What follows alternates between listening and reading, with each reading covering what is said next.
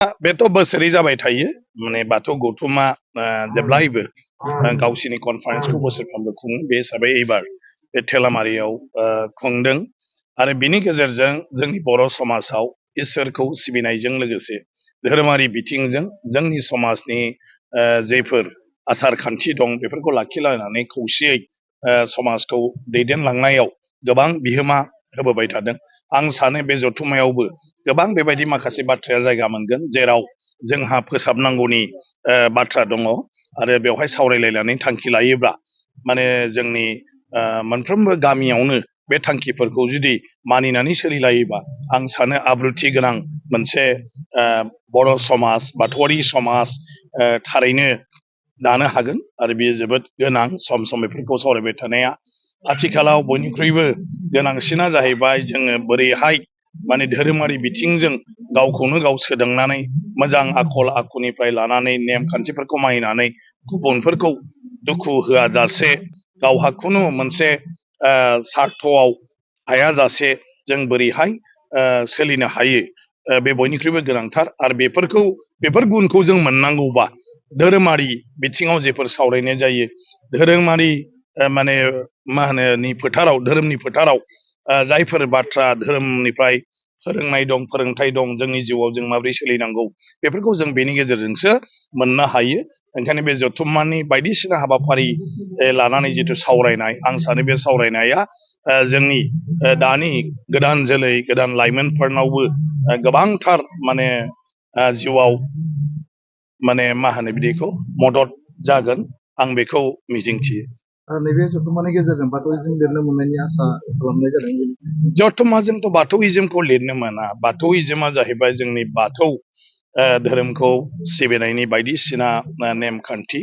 आरो बे इज्मखौ जोङो जुदि दिनै लिरनो मोननांगौब्ला अब्ला गुबुन धोरोमफोरबायदि जोंनो गनायथि मोननांगोन सरखारनिफ्राय आरजिआइनिफ्राय। दिनैसिम जों बे गनायथिखौ मोननो हायाखै। गनायथि मोननो हायैनि गुबैयावनो दं जोंनि बर'नि बेलायाव जोङो दिनै धोरोमनि बाथ्राल' नङा गुबुन गुबुन रायजो जानायनि बाथ्राफोर जोंनि समाजखान्थिनि बाथ्राफोर बेफोरखौबो जोङो मोजाङै लिरबोआखै जोंनि जारिमिनफोरखौ जोङो लिरबोआखै। ओंखायनो दिनै सरकारनि बिथिङाव जेब्ला जों माबा मोनसे मावनो थाङो अब्ला जोंनो बिनि सायाव लिटारेचार नांगौ थुनलाइ नांगौ। बाथौ धोरोमनि सायाव जोंहा बेबायदि थोजासे लिटारेचार गैया खेंफोरथि गोनां बिजाबफोर गैया जायजों जों सरकारखौ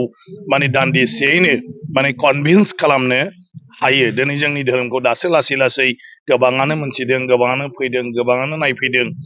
अदेबानि बे धोरोमाबोदि सिख बायदि जैन बायदि बुद्ध बायदि ख्रिस्टियान बायदि गावहा मोनसे आखुथाय दङ बेखौ जोङो मालायनो फोरमायनांगौबा बुजायनांगौबा बिनि थाखाय जोंनो गोबां माखासे माने लिटारेचार नांगौ। दा बेफोर जोंहानो मावबावनांगौ गोबां खामानि दं आरो आं सानो बेफोर खामानिया जाजोबोब्ला थारैनो जुदि जोंबो मालाय बायदि मोनसे धोरोम होननानै गनायथि मोननांगौब्ला जि थानांगौ बे धोरोमहा माने गनायथिनि थाखाय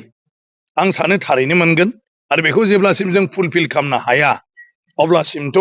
बाथौइज्मखौ सिदायै मोनगोन ना मोना। नाथाय जोङो दिनै आदार्सनि बेलायाव जों मुं लिरनो हायो। माखासेया आदार्स बिसिनि मुङा लिरनो हाया नाथाय जोङो आदार्सआव दिनै बाथौइज्म होननानै लिरनो हायो। जोङो जोंनि रिलिजियासखौ आदार्सनि जायगायाव बाथौइज्म होननो हायो नाथाय जों दाबो बाथौइज्म हिसाबै माने हारसिङै गनायथिखौ मोननो हायाखै आरो गनायथि मोननो हायाबा जों लिरनो हाया। दा गाबोन नखर मन्थ्रि बिथां फैगोन नखर मन्थ्रिनि सिङावनो थायो। आं सानो गाबोन बिथां फैनायनि उनाव बर'नि बाथौ धोरोमा माने संबिजिदारि मोनथाय माने मा होनो मोनसे गनायथिखौ मोननायनि बेलायाव आं सानो गोबां मदद जागोन जुदि जोंनि मानाव गेदेर नखर मन्थ्रिया बे बाथ्राखौ लानानै जुदि हजोंहाय गावनि अफिसार्सफोरजों सावरायहैयो अब्ला आं सानो जोंनि खामानिया आवगायगोन। बेथ' मानसिसो धोरोमाथ' बेनो बे नों जेरावखि थाया आफा बोराइ बाथौ आरो जोंनि गासिबो माने सान्थौआनो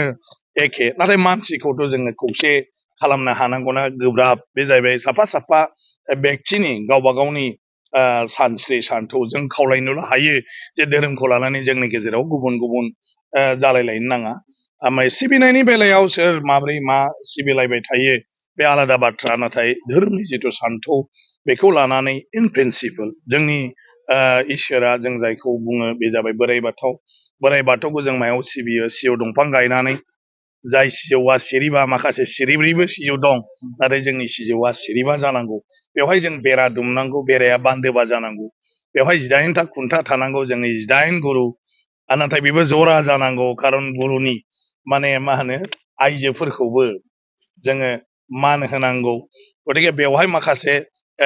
खान्थि दं नङा होमबा बेखौ जों माइनखौ दाउथु बिखा हेबनांगौ बाथौनि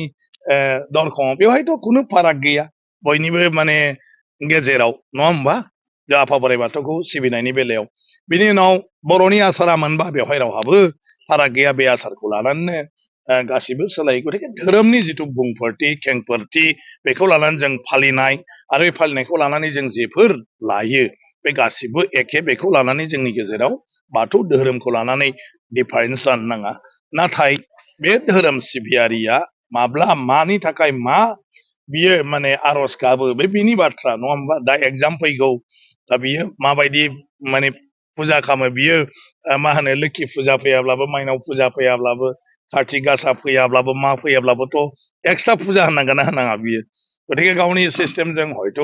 फरायग्रा टेबोलावबो होनो हागौ हाबा दस्रा थानसालियावबो हैनो हागौ गामिनि थानसालियावबो हैनो हागौ न'नि बाथौआवबो होनो हागौ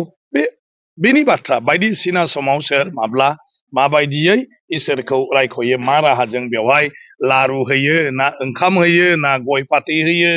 ना माने मिस्टि होयो मा होयो बेथ' फुजा होग्रानि सायाव थाहैबाय माखासे माबाया खिन्थु जिथु फोरबो दा नैथि मंगलबार फैगोन बे इउनिफर्म जागोन जों माबाफोर बाथौ फुजा होगोन बे इउनिफर्म जागोन जों खेराइ होगोन बे इउनिफर्म जागोन गासिबो मोदाय दावदायखौ जोङो गाबज्रि हरगोन नाथाय गौथुमा बे जाहैबाय मानसिनि सान